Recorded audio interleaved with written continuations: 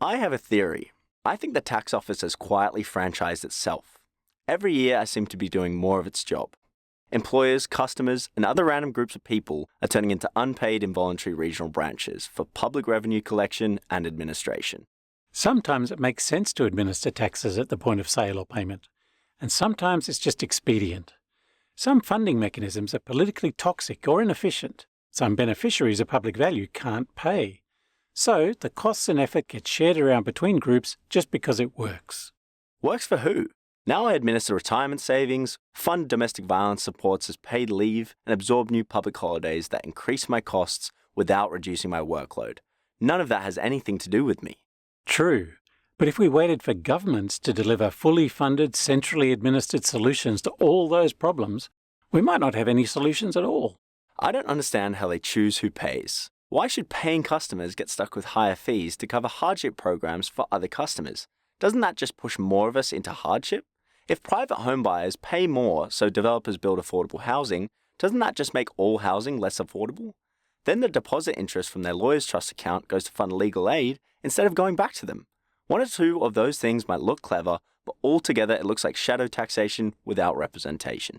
Traditionally, we try to line up three things: who causes the problem, who benefits when it's fixed, and who pays. Ideally, whoever caused the problem should fix it. Even if they pass the cost on to customers, that's just the fair price for the product.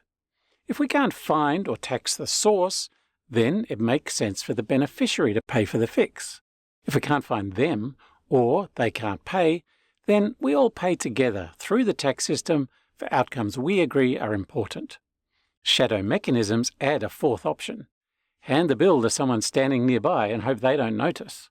But if I can't even see it, how can that be good policy? I can't debate it or vote on it. I'm just paying through higher prices and extra admin. I might be willing to fund my fair share, but I don't know what my share is or whether it's fair. It doesn't feel fair.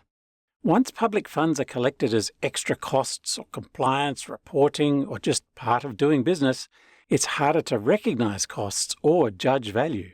It's hard to weigh up public investments if we never see the numbers. And then everything just feels harder and more expensive all the time. No wonder people say they've had a gutful, even if they can't explain why. They may not hate redistribution, but the cost feels arbitrary, even personal. Like some of us are being singled out instead of everyone contributing transparently to a shared pool. We also lose any real sense of how big government is, or what public services and protections really cost. If you can't see the price tag, you can't weigh the trade-offs. Then you can't be an informed citizen or policymaker. That makes some of the arguments about public value for money feel dishonest. We quibble about efficiency, but no one can say how much we are spending, who's paying, or what value we're getting. We're trying to satisfy infinite wants with invisible funds. That is the long-term danger. Shadow taxes build up slowly like bloatware. Even if some make sense in isolation, or at least solve problems off the public balance sheet, over time they distort the alignment of authority, funding, and accountability. Government compels behaviour, but shifts the costs and compliance effort onto others, like employers and customers, who end up funding shadow public services for other people. So what's the alternative? Just not doing those good things?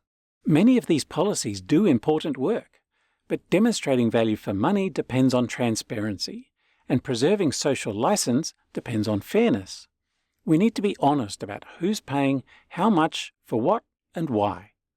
Often, the right answer is collective funding through taxation, where authority, funding, and accountability stay aligned. So double duty isn't just about money. It also leaves some people feeling poorer, angrier, and less represented. Hidden costs are dangerous because once people stop trusting the system, they might stop believing that public investment is fair or worthwhile. That's part of how the politics of grievance takes hold. People stop feeling like citizens and start feeling like targets. Value for money isn't just efficiency, it's also about legitimacy. If people can't see the connection between decisions, costs, and outcomes, they disengage. Democracy doesn't work on autopilot. So, the challenge isn't just agreeing on policy goals, it's making the real cost of achieving them visible and fair, so people can decide what kind of society they want to live in. And who should pay for it.